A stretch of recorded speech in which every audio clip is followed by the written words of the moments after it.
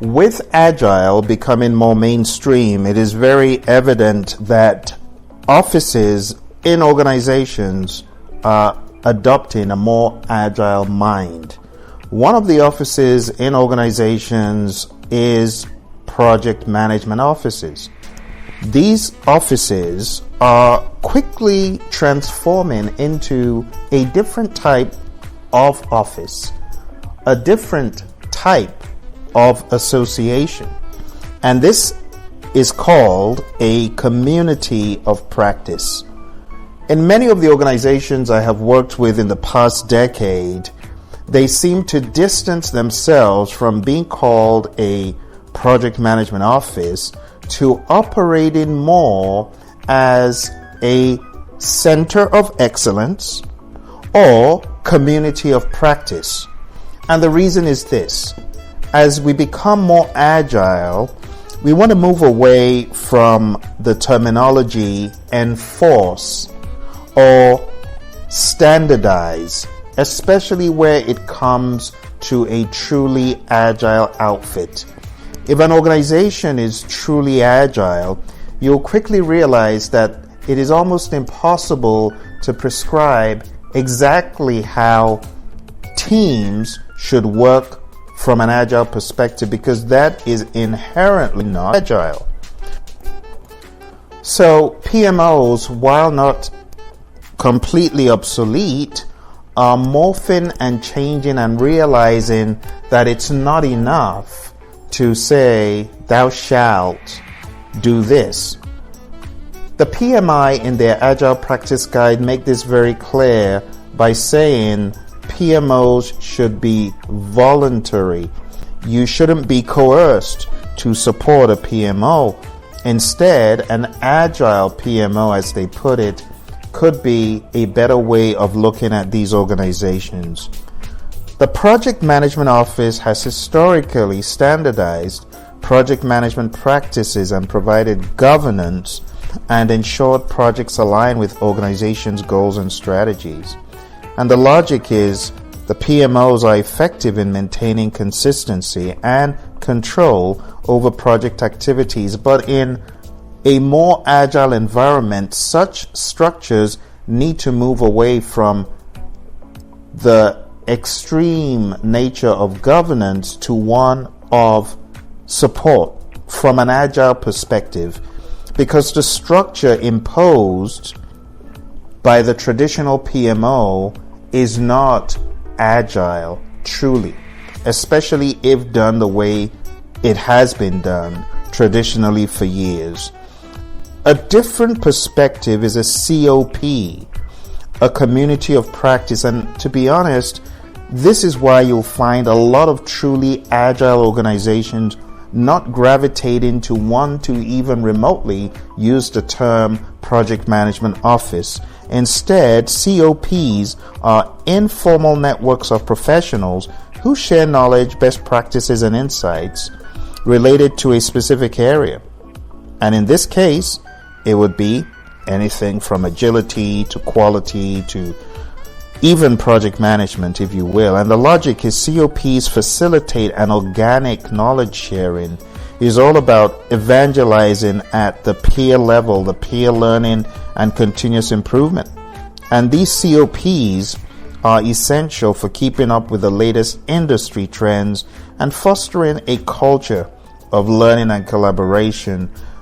I also use the terminology as COE. Now, some of my clients prefer this center of excellence as well.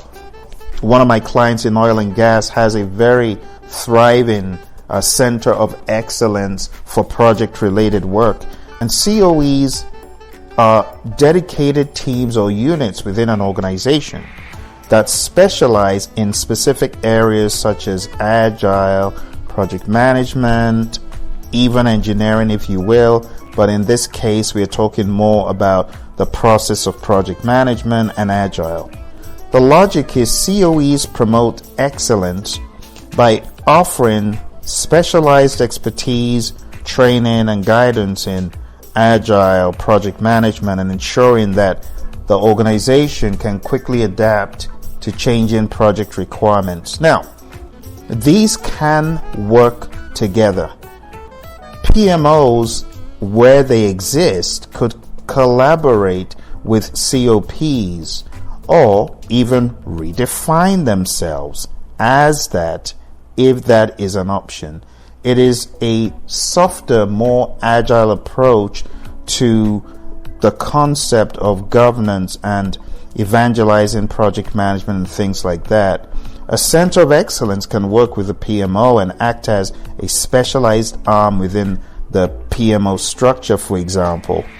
I know of organizations that have different centers of excellence for software, for example, quality, engineering, and then project management, and then agile, and so on. It really depends on the structure and the bandwidth of the individuals in such a construct. Now, COE, centers of excellence, and COPs could work together. The COEs, the centers of excellence, could be a valuable resource for the community of practice, offering subject matter experts who actively participate in the community. And communities of practice can benefit from the specialized knowledge of COEs to ensure that their discussions and knowledge sharing are based on the most up-to-date and effective methods and ideas. When it comes to chapters within the COEs and COPs, you could do this geographically, you could do this as one fluid COE or COP, it really depends. But for effectiveness, you may consider the geography, right? You could consider breaking down the COE or COP into subgroups or chapters, focusing on even sub-areas, or they could be geographically located. You could have a COE for different regions, whatever works best for you.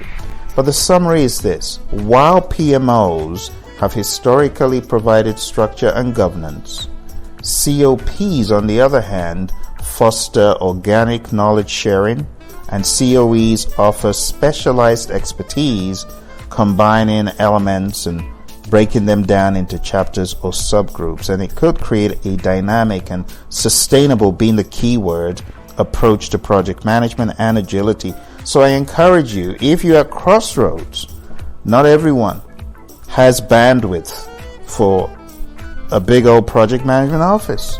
Some firms have got to rely on a community of practice first, and at best a center of excellence with minimum disruption to the work of the members.